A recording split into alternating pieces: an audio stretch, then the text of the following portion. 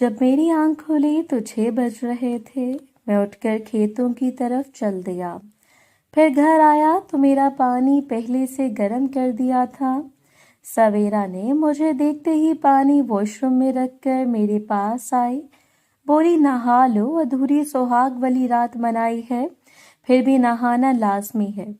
سویرا کے منہ سے یہ سن کر جھٹکا لگا، اس کا مطلب وہ ہماری پوری فلم دیکھ چکی تھی۔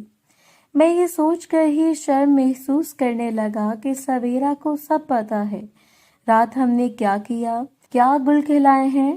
یہی سوچتا ہوا واش روم میں جا گھسا اور نہانا شروع کر دیا۔ نہا کر بس کی تو سویرا مجھے لباس دینے آ گئی جو آج پہلی بار میں نہیں لایا تھا۔ اس سے لباس لیا تو مجھے دیکھ کر آنکھ مار کر مسکرا دی۔ میں نے کپڑے پہنے باہر نکل آیا تو سویرا ناشتہ لے آئی۔ ابھی ناشتہ کر ہی رہا تھا کہ کام کرنے والے تینوں بندے آ گئے۔ پہلے ان کو اندر لایا، سب سامان دے کر اپنا ناشتہ ختم کیا۔ تب تک سویرا نے چائے بنا کر دی تو میں اپنی چائے بھی روم میں لے کر چلا گیا جہاں ان لوگوں نے اپنا اپنا کام شروع کر دیا تھا۔ تینوں نے چائے پی، پھر سے کام پہ لگ گئے۔ پانی کی ٹینکی میں پہلے سے اوپر رکھوا چکا تھا۔ کارپینٹر نے پہلے باہر کا ڈور اور کھڑکی لگائی جو بس اینٹوں سے بند کی ہوئی تھی۔ اس کے بعد پھر اندر کا ڈور لگا کر واش روم کا بھی لگا دیا۔ آخر میں پرانا والا ڈور بھی نیا لگا کر اپنے پیسے لے کر چلا گیا۔ لائٹ والے نے بھی وائر بچھا دی تھی۔ کھانا آنے تک اس کا اور پلمبر کا کام بھی پورا ہی ہو چکا تھا۔ 3 بجے تک کھانا کھا کر کام ختم کر کے وہ لوگ بھی چلے گئے۔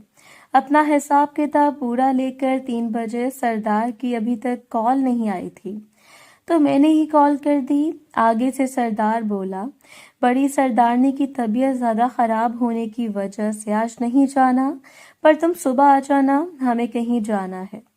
میں اوکے بول دیا تو سردار نے خود ہی کال کاٹ دی۔ تو میں نے سوچا کیوں نہ اپنے کمرے میں کارپیٹ بچھا دیا جائے، مگر اس سے پہلے اچھے سے فرش پر پانی ڈال دیا۔ ویسے بھی ابو صبح اٹھ کر خوب پانی لگا دیا کرتے تھے، پھر بھی میں نے لگا دیا۔ کھڑکی اور دروازوں پر پردے ٹانگنے کے لیے کارپینٹر نے پائپ پہلے سے لگا کر دے دیا تھا۔ 1 گھنٹہ چھوڑ کر کارپیٹ اٹھا کر روم میں لایا اور بچھا دیا، پردے ٹانگ دیے، جس میں میری مدد سویرا نے کی۔ لاکر بھی لا کر رکھ دیا اور اپنے کپڑے بھی اسی میں رکھ کر بند کر دیا۔ آخر میں گدالا کر رکھا تو سویرا نے اس پر بڑی سی چادر بچھا کر تکیا کمبل بھی رکھ دیا۔ سارا کام ختم کر کے میں گدے پر بیٹھا تو سویرا بھی میرے پاس بیٹھ گئی۔ میری آنکھوں میں دیکھتی ہوئی بولی، رات تو آپ ہی کی بس کروا دی، کیسے تم کے اوپر ہی گر کے سو گئی؟ کاش آپ ہی کی جگہ میں ہوتی، تم کو دیکھ کر تو میرے نیچے سے سیلاب امڑ آیا تھا، صبح نہا کر ہی کام میں ہاتھ ڈالا تھا۔ یہ بولتے ہی سویرا نے مجھے دھکا دے کر گرا دیا اور مجھ پر الٹی لیٹ گئی۔ میں اس کی آنکھوں میں پیار صاف دکھ رہا تھا۔ وہ قریب آئی اور فرنٹ والا کام کرنے لگی۔ سب سویرا کو ہی فرنٹ والا کام صحیح طریقے سے کرنا نہیں آتا تھا، لیکن وہ پھر بھی اپنی کوشش کر رہی تھی۔ اب مجھ سے بھی رہا نہیں گیا تو میں نے اپنا ہاتھ اس کی گردن میں ڈالا اور اس کا ساتھ دینا شروع کر دیا۔ میں بڑی مہارت اور پروفیشنل طریقے سے یہ کام کر رہا تھا۔ تقریباً 10 منٹ تک یہ کام جاری رہا۔ میں نے دیکھا تو اس کی آنکھیں لال ہو چکی تھیں، جیسے کچھ پیا ہو۔ اس کا چہرہ بھی سرخ ہو رہا تھا۔ سویرا نے میرے چہرے پر فرنٹ والا کام کرنا شروع کر دیا اور پھر نیچے سے ہی بلو میاں سے الادین کا چراغ رگڑنے لگی۔ میں نے بھی اپنے دونوں ہاتھ پچھلے حصوں پر رکھ دیے۔ سویرا اپنی ٹرین بہت تیزی کے ساتھ چلا رہی تھی۔ تقریباً 5 منٹ کے بعد ہی اس کی ٹرین اسٹیشن پر پہنچ گئی۔ اس کے بعد کچھ دیر لیٹی رہی اور پھر روم سے باہر نکل گئی۔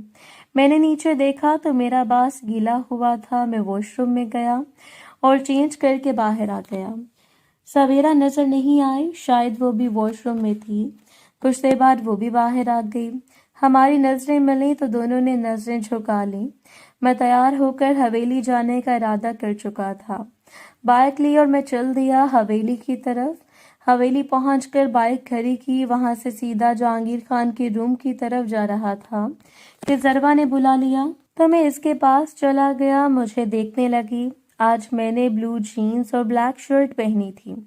ضربا گھور کر مجھے دیکھ رہی تھی، میرے سامنے آ کر رک گئی اور کہنے لگی، ایک چیز کی کمی ہے، رکو، اور پلٹ کر اپنے لاکر کی جانب بڑھ گئی۔ لاکر کھول کر ایک جیکٹ نکالی اور میری طرف آ گئی۔ جیکٹ مجھے دیکھ کر بولی، اسے پہنو، تو میں اور جیکٹ پہننے لگا۔ جب جیکٹ پہن لی تو خود ہی اسے بند کر کے بولی، اب ٹھیک ہے، اور بولی، تم کو پتا ہے آج کہاں جانا ہے؟ تو میں بولا، جی نہیں، ابھی تک خادم کو مالک نے بتایا نہیں۔ تو بولی، آج مری جا رہے ہیں، میں، مہک، جہانگیر اور تم اور دونوں نوکر، اور بھی ہیں؟ تو میں بولا، خادم ہوں، جہاں لے کر جانا چاہو چل دوں گا۔ ضربا بولی، تم ایسے نہیں کہا کرو، تم کو کبھی خادم نہیں سمجھا ہم نے۔ تو میں بولا، یہ تو آپ لوگوں کا بڑا پن ہے، ورنہ میں کس لائق۔ ضربا بولی، اچھا اب جاؤ۔ تو میں وہاں سے نکل کر جہانگیر خان کے دروازے پر پہنچ کر بجایا تو یاسمین کا مسکراتا ہوا چہرہ سامنے آ گیا۔ یاسمین بولی، جاؤ، جہانگیر کب سے تمہارا ویٹ کر رہا ہے۔ تو میں بنا بولے اندر چلا گیا۔ جہانگیر خان تیار بیڈ پر بیٹھا ہوا تھا، مجھے دیکھ کر بولا، آ گئے تم؟ تو میں بولا، جی سردار، آ گیا۔ مجھے دیکھ کر بولا، اچھا ہوا آفتاب جو تم یہ جیکٹ پہن کر آ گئے، ہم نے آج مری جانا ہے ایک دعوت پر، اور وہاں بہت ٹھنڈ ہے۔ تو میں بولا، جی سردار، ٹھنڈ تو یہاں بھی ہے۔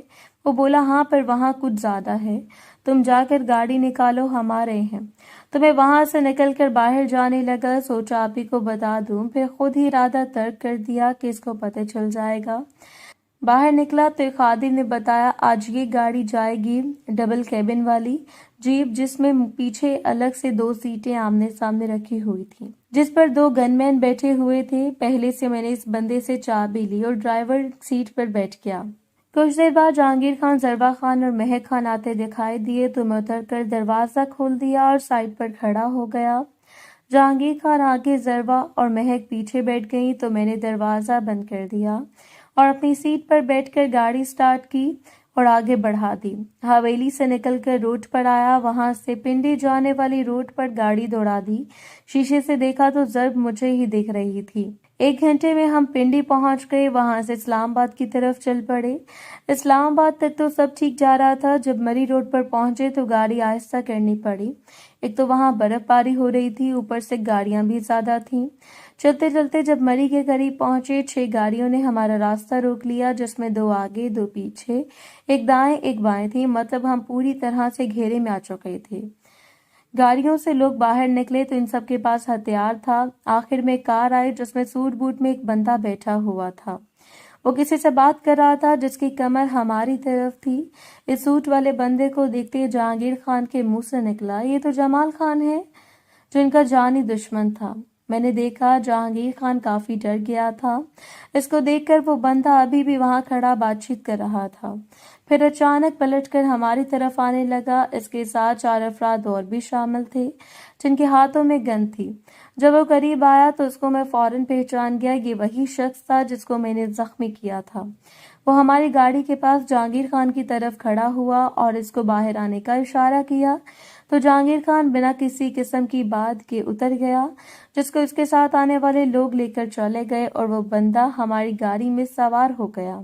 مجھے بولا، چلو اب ہمارے آگے 3 گاڑیاں تھیں، 3 پیچھے، وہ سب ایک اونچے پہاڑ پر جتنا چڑھ سکتے تھے چڑھے، پھر سب اتر کر پیدل چلنے لگے تو ہم بھی اتر کر پیدل ان کے ساتھ جانے لگے۔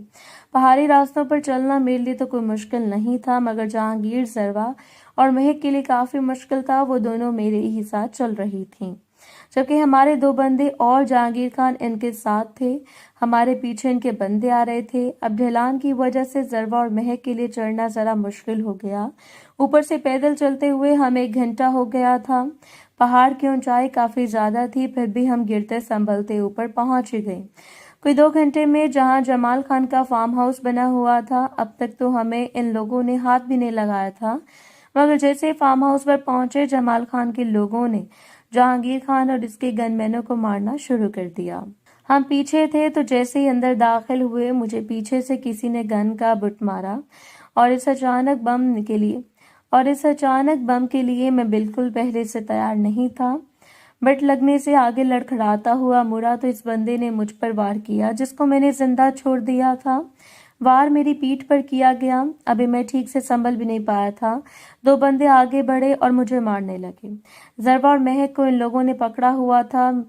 میرا لڑنا ان کے لیے نقصان دہ ثابت ہو سکتا تھا۔ ادھر وہ لوگ جہانگیر خان کو مار پیٹ رہے تھے اور ادھر مجھے بھی اپنا بچ بچاؤ کرتے ہوئے کوئی وار روک تو نہیں کھا رہا تھا کہ جمال خان نے سب کو روک دیا۔ ضربا اور مہک روئے جا رہی تھی۔ محترم ناظرین اور سامعین، اس کہانی کا باقی حصہ اگلی آنے والی ویڈیوز میں پیش کیا جائے گا۔ اگر آپ کو ویڈیو اچھی لگی تو ویڈیو کو لائک اور ہمارے چینل کو سبسکرائب ضرور کریں۔ شکریہ۔